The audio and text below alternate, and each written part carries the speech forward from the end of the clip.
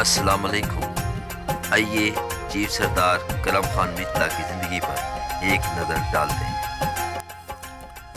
Chief سردار کرم خان متلا 1940 میں تحصیل صادق آباد میں پیدا ہوئے۔ آپ نہایت خوش اخلاق، حاضر دماغ اور مہمان نواز انسان تھے۔ اپنے دور میں ضلع رحیم یار خان سمیت ملک کی نامور شخصیات کے ساتھ آپ کے مثالی تعلقات تھے۔ آپ مخدوم الملک سید غلام میران شاہ کے مرید خاص تھے۔ آپ کے خاندان سے گہرا عقیدت کا رشتہ آج تک موجود ہے اور بہاولپور کے وزیر اعظم مخدوم حسن محمود، مخدوم سید احمد محمود آپ کے خاص دوستوں اور ساتھیوں میں شمار ہوتے تھے۔ سردار رفیق حیدر لغاری سے بھی آپ کا احترام کا رشتہ تھا۔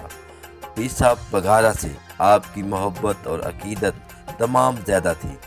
آپ نے ذوالفقار علی بھٹو سے ملاقات کی تو انہوں نے آپ کو اپنی بستی کرم خان کے لیے ٹیلی فون اور بجلی کا تحفہ دے دیا۔ مخدوم سید احمد محمود نے میٹل سڑک، پرائمری سکول اور ہسپتال کا تحفہ دیا۔ رفیق لغاری نے ڈاک خانہ۔ آپ شہید مخدوم اقبال محمود سے بہت پیار کرتے تھے۔ آپ نے ہمیشہ عوامی خدمت کے مشن کو اپنا وتیرہ بنایا۔